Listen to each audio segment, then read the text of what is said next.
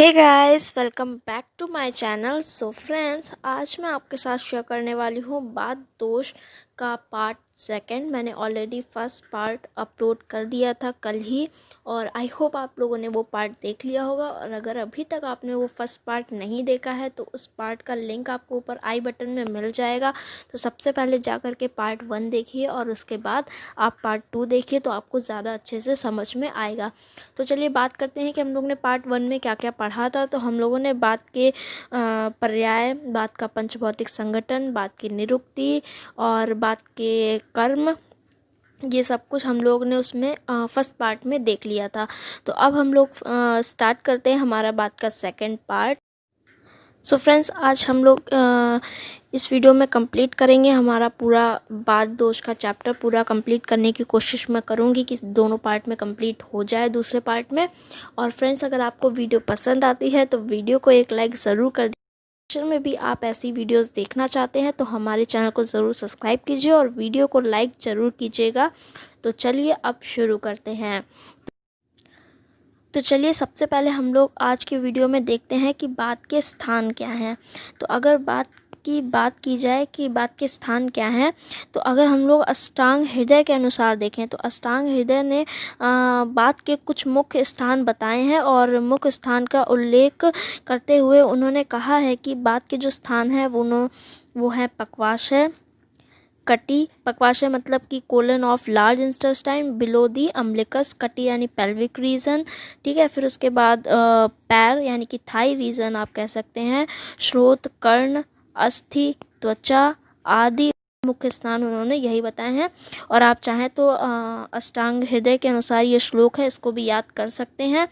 पर मैं आपको सजेस्ट करूंगी कि आप ये जो नीचे यहाँ पे श्लोक दिया गया है चरक के अनुसार, आप लोग इसको याद कीजिए तो वो ज़्यादा बेटर रहेगा।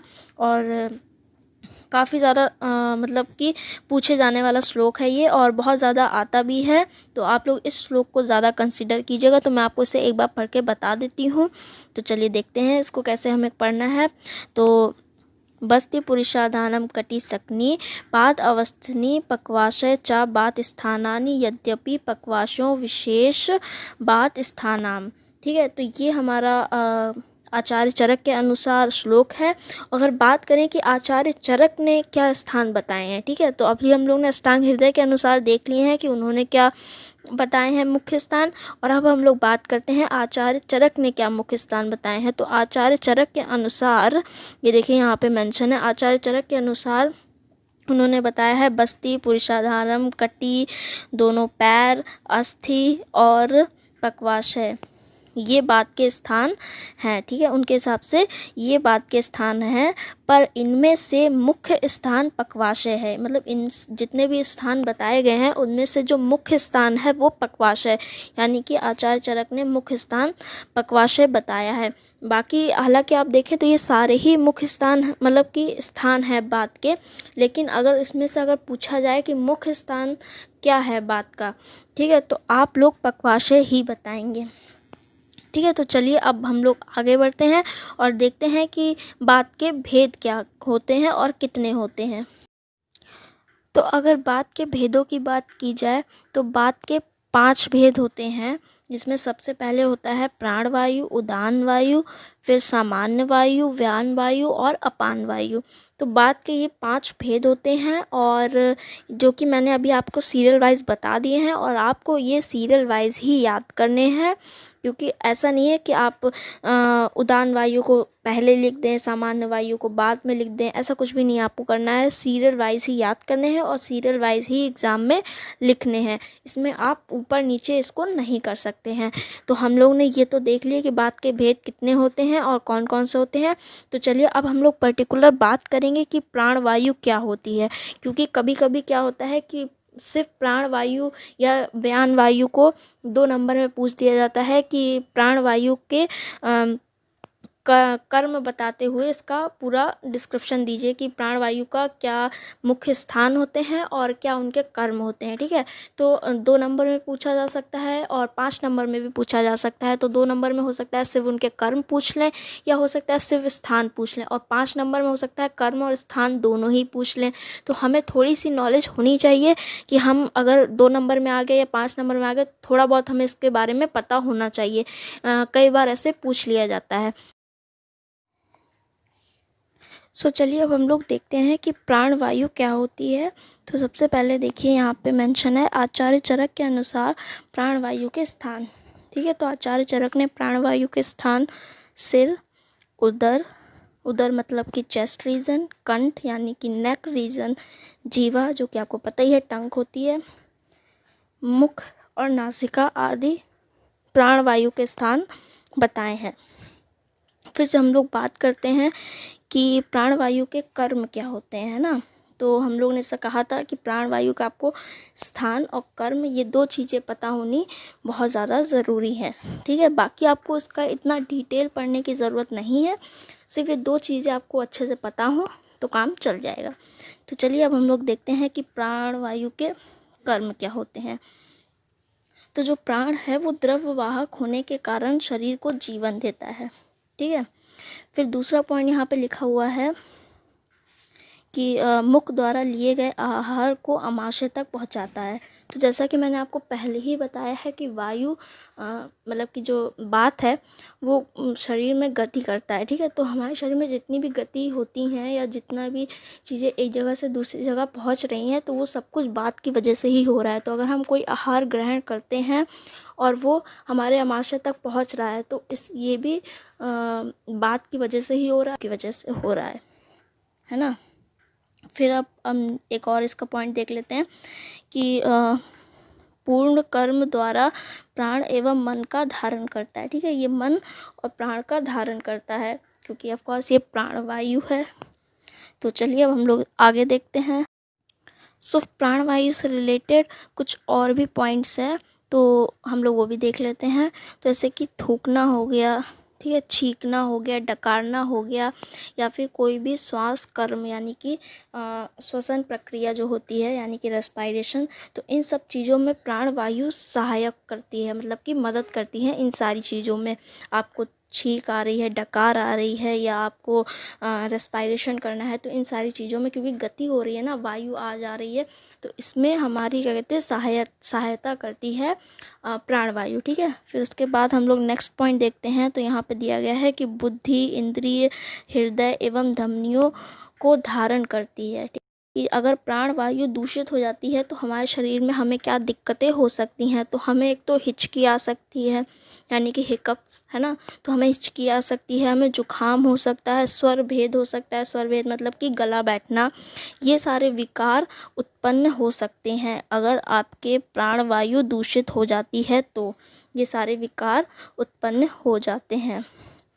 तो अब चलिए हम लोग देखते हैं, हम लोग की प्राणवायु कंप्लीट हो गई, हम लोग ने उसके कर्म और स्थान दोनों ही देख लिए हैं। तो अब आते हैं हम लोग उदान वायु पे, जो कि ये है। तो चलिए अब देखते हैं उदान वायु।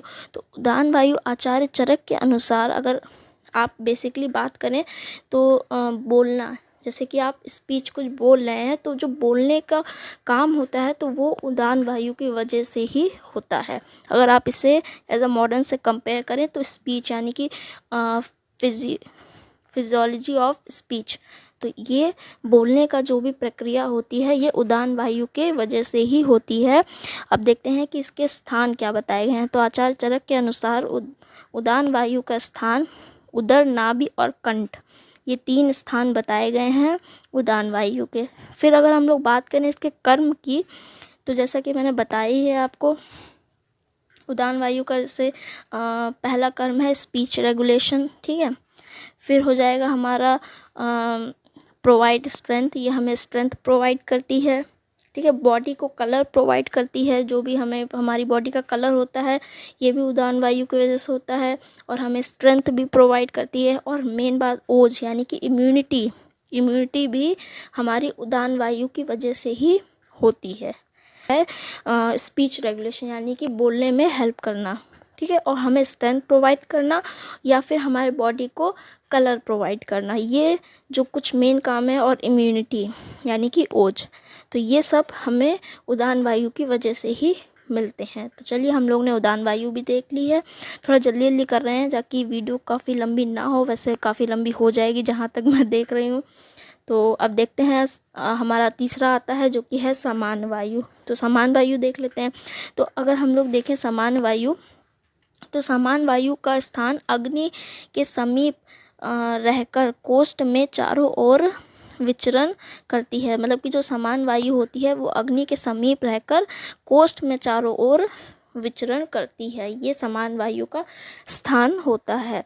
तो इसका आप श्लोक देख सकते हैं। वैसे चाहें तो याद करें, कोई इतना कंपलसरी ये श्लोक नहीं है, बस आप उसका स्थान देख लीजिएगा। आप हिंदी में भी लिख देंगे तो चलेगा, ठीक है, कोई इसका इतना इम्पोर्टेंट नहीं है श्लोक।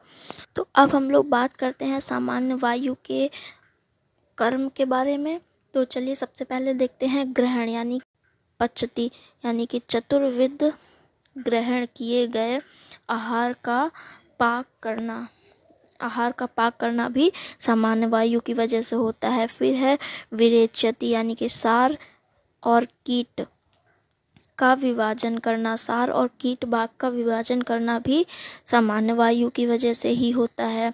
फिर है सार भाग को शरीर में तथा मल द्रव्य को आगे पक्वाशय में छोड़ना, यानी कि सार भाग जो भी है वो शरीर में तथा जो भी मल द्रव्य है उसको शरीर से बाहर निकालना, यानी कि पक्वाशय से होते हुए शरीर से बाहर निकालना। तो उसका वो काम भी सामान्य वायु का होता है। तो ये हम लोग ने देख लिए समान वायु के कुछ कर्म। और अब हम लोग आगे बढ़ते हैं हमारी नेक्स्ट वायु की तरफ। तो चलिए देखते हैं कि तो आचार्य चरक के अनुसार व्यान वायु जो होती है वो मनुष्य के संपूर्ण शरीर में व्याप्त रहती है, मतलब कि संपूर्ण शरीर में फैली रहती है व्यान वायु, ठीक है।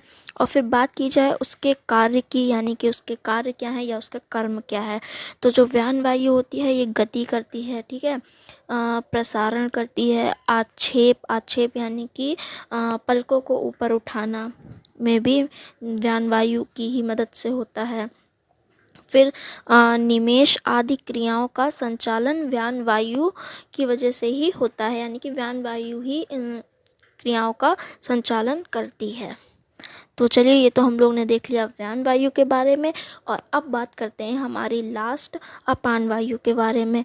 और फ्रेंड्स, जितना भी मैंने आपको यहाँ पे शॉर्ट में बताने की कोशिश कर रही हूँ, और आपको इतना ही पढ़ना है, इनका बहुत ज़्यादा डिटेल में डीप मत पढ़िएगा, क्योंकि अलग से 10 नंबर में सिर्फ व्यान वायु या अपान वायु नहीं पूछी जाएगी। अगर 10 नंबर में क्वेश्चन आएगा तो पूरा बात दोष आपको डिस्क्राइब करना पड़ेगा। उसमें सब कुछ आपको, जैसा मैंने फर्स्ट वीडियो में बताया था, आपको निरुक्ति, स्थान, कर्म, भेद, सब कुछ उसमें बताना पड़ेगा। सिर्फ प्राण वायु या अपान वायु को 10 नंबर में नहीं देंगे। तो आपको उसके बारे में इतना ज़्यादा पढ़ने की डिटेल में ज़रूरत नहीं है। अगर अलग से आया तो 5 या 2 नंबर में आएगा, तो उतने में अगर आप इतना लिख देंगे तो बहुत है, ठीक है।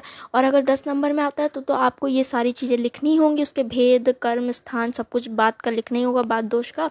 तो उसमें आप इतना सबके बारे में थोड़ा सा लिख दीजिएगा और आपको बहुत अच्छे मार्क्स मिल जाएंगे। पूरा डिटेल आपको प्राण वायु, अपान वायु की पढ़ने की ज़रूरत बिल्कुल भी नहीं। अपान वायु के स्थान बताए गए हैं कटी प्रदेश, बस्ती, उरु और पेनिस आदि अपान वायु के स्थान है। फिर अगर बात की जाए अपान वायु के कर्म के बारे में, तो अपान वायु का जो कर्म है ये मतलब कि शुक्र, आर्तव, पुरीश, मूत्र और मतलब ये सारी चीज़ों को हमारे शरीर से बाहर निकालना, यानी कि शुक्र को, यानी कि ओवम हो गया, ठीक है, आर्तव हो गया, शुक्र, आर्तव, पुरीश, मूत्र, जो भी मल हमारे होते हैं, इन सारी चीज़ों को शरीर से बाहर निकालने का काम अपान वायु की वजह से होता है, ठीक है। तो ये सब कुछ आप अच्छे से एक बार देख लीजिएगा। सो फ्रेंड्स, यहाँ पे हमारी अपान वायु भी ख़त्म होती है।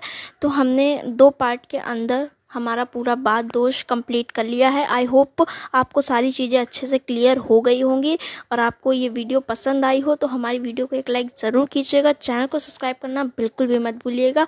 और फ्रेंड्स, नेक्स्ट आप किस टॉपिक पर वीडियो देखना चाहते हैं तो वो भी मुझे कमेंट करके ज़रूर बताइएगा। तो ज़रूर मैं उस टॉपिक पर वीडियो बनाऊँगी आप लोगों के लिए। और उसके बाद मैं बात दोष तो कंप्लीट हो गया है हमारा, तो मैं आप कोशिश करूँगी कि पित्त और कफ पर भी एक कंप्लीट वीडियो बना दूं। तो उसके लिए आपको थोड़ा सा वेट करना पड़ेगा। मैं डेफिनेटली वो वीडियो भी लेकर आऊँगी। और नेक्स्ट आप जो भी टॉपिक पर वीडियो देखना चाहते हैं तो मुझे कमेंट करके ज़रूर बताइएगा। तो चलिए मिलते हैं हम हमारी ऐसे ही नेक्स्ट इन्फॉर्मेटिव वीडियोज़ के साथ। तब तक के लिए बाय गाइस, टेक केयर।